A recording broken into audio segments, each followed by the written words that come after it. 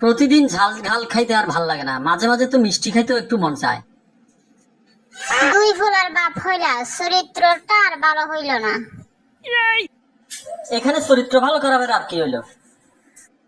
আমি কিছু বুঝি না মনে করছো? ওই যে পাশের বাসার ভাবির নাম মিষ্টি, সেটা আমি জানি না। আচ্ছা শোনো, আমি বন্যার্থদের ত্রাণ দিতে যাচ্ছি, তুমি আমার সাথে যাবা? তুমি তো সাঁতারই জানো না, তুমি ত্রাণ দিবা কেমনে? সাঁতার জানার দরকার কি, আমি নৌকা করে যাব, নৌকা নিয়ে যাব।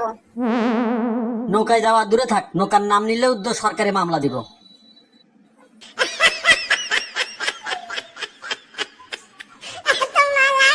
এই আমি আরেকটা বিয়ে করব, তোমার অনুমতি চাচ্ছি। অনুমতির কি আছে? তোমার সুখের জন্য আমি সব করতে পারি। তোমার মতো বউ পেয়ে আমি ধন্য।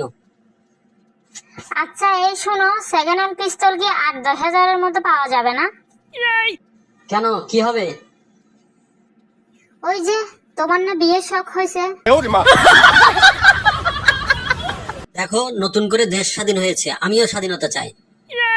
দেশ স্বাধীন হয়েছে, তুমি তো স্বাধীন হও নাই। বেশি বাড়াবাড়ি করিও না, বেশি বাড়াবাড়ি করলে বেলুনের বাড়ি একটা মাটিতে পড়বে না। তোমার ওই বেলুনের নির্যাতনে আমি ঘরে থাকতে পারি না, গেলাম আমি বাইরে। এর আগে তো মিছিল একদিনও যাও না, এখন যাও বাইরে, ছেলে ফেলেরা কান ধরে উলঙ্গ করে ফিরাবে।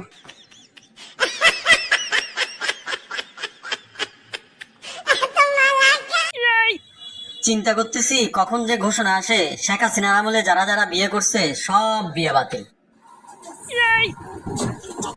চিন্তা করতেছি সংসারে যে মহিলারা যে বড় বড় কথা কয়, তাদের অবস্থা কি হবে?